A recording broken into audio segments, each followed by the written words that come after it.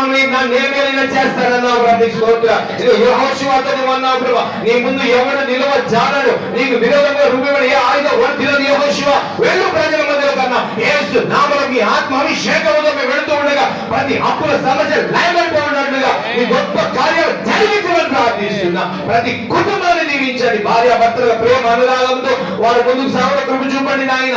పిల్లల పట్ల భద్రతతో బాధ్యతతో నాయన భయంతో వారి కొరకు ప్రతి రోజు కన్నీరు కాచి కన్నీటి ఓట యేసు నామ ప్రతి కుటుంబంలో ఉన్న బిడ్డలకు ఇప్పుడు యేసు ప్రతి బిడ్డకు విడుదలగా చేస్తున్నాము. ఈ రాత్రి నుంచి కన్నీటి ప్రార్థన నాయన, నీ అభిషేకము కొరకు ప్రభువా, నీ వాక్యాలన్నీ వివరించావు పరిశుద్ధాత్ముడా. ఈ రాత్రి నీ సన్నిధిలో ప్రభువా కనిపెట్టు ప్రార్థన బిడ్డలు చేసుకుంటూ ఉండగా ఆత్మలో బలపరచని వాక్యాలు గ్రహించే కృప ప్రతి బిడ్డలు గ్రహించే ప్రార్థిస్తున్నాం. సహాయించి కృప చూపు. సంఘంలో ప్రతి బిడ్డని దీవించండి. ఈ వారం జరిగే ప్రతి కార్యక్రమాన్ని దీవించమని మహిమ ఘనత ప్రభు మాకు చక్కని మందిరం కావాలి. పెద్దకొద్ది రోజులు ప్రార్థిస్తున్నాం నాయన. చక్కని మందిరం, చక్కని సహవాసం అయ్యా. ఇంకా అనేక నలుదిక్కుల నుంచి ప్రజలు మందిరంలోకి వచ్చి దీవించబడాలయ్యా.